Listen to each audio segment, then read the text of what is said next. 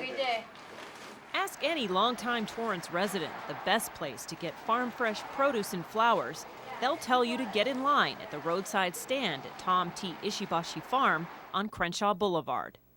Well, I've been in Torrance since 1953, and I always come here because once you come here, you're spoiled because nothing tastes the same in the markets. So that's why they've lasted so long, I think. People just keep coming back. It's a great stand, and the people are very nice here, too. But ask Tom T. Ishibashi the secret of his success, and he'll modestly tell you it's no secret at all. I don't know if I'm famous, but, I'm just different, I guess, because there's no other farmers left. Ishibashi farms 50 acres of land next to Torrance Airport, a large parcel indeed for a city as condensely developed as Torrance, but nothing compared to the 260 acres his family used to farm before development began to encroach upon them. I used to farm all the way to Lomita Boulevard before Sky Park went through. Back in the early 1920s, farmland went as far as the eye could see in Torrance. Farmers grew and raised a diverse range of commodities, including asparagus, sugar beets, flowers, dairy cows, pigs, and turkeys. Ishibashi was introduced to farming by his parents. He is part of one of the first Japanese families to farm on the Palos Verdes Peninsula. I really did like farming when I was growing up, but staying with my parents and learning, and finally I became a farmer. I don't know if I'm a good farmer, but I'm trying. Before the Second World War, Ishibashi recalls quite a few Japanese farming families in the South Bay. When the war started, they had to quickly relocate to internment camps.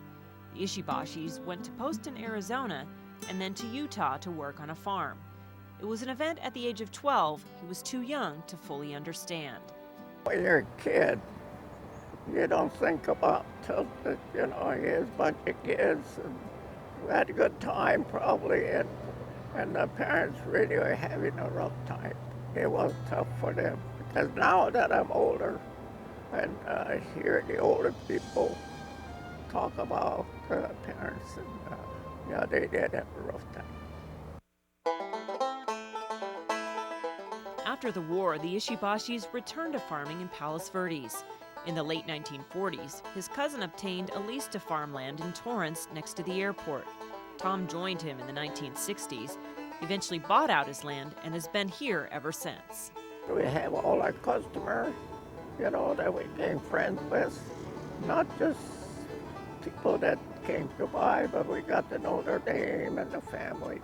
The farm in Torrance has long been an Ishibashi family affair. His wife Maya ran the stand until her passing a few years ago. Kids, grandkids, nephews, and nieces all pitch in to help out. It was great for our family because it made all of us closer.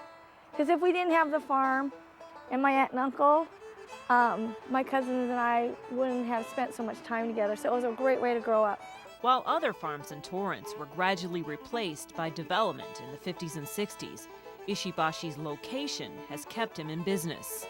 The reason is the city of Torrance owns the airport, and there's lots of land they can't build on.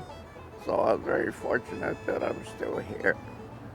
While Ishibashi Farm is probably most famous for its sweet, ripe strawberries, its colorful variety of flowers are also in high demand. Ishibashi continues to grow some of his mother's favorites, including sunflowers, sweet peas, and poppies. Ishibashi likes to stick with the basics. He has no interest in jumping on the organic bandwagon or keeping up with the latest model equipment. I figure as long as the old stuff is doing the job, I'll just keep fixing it and keep going. So if anybody wanted to start farming now from scratch, it costs a lot of money. It's hard. Hard and not as profitable as it used to be. With competition from farmers markets and backyard gardeners, farm fresh produce is in no short supply. Still, while he doesn't encourage the next generation to carry out his legacy, Tom T. Ishibashi has no plans to retire. when the doctors tell you you got to keep going and keep farming to stay healthy, I think I'm going to keep trying. And residents of Torrance continue to benefit from that advice. Take care. Say hi to Kieran. I will. All You don't right. want it back? Nah, I'm fine. Thanks. Thank you. See you later. Bye. Colleen Farrell with the Centennial Oral History.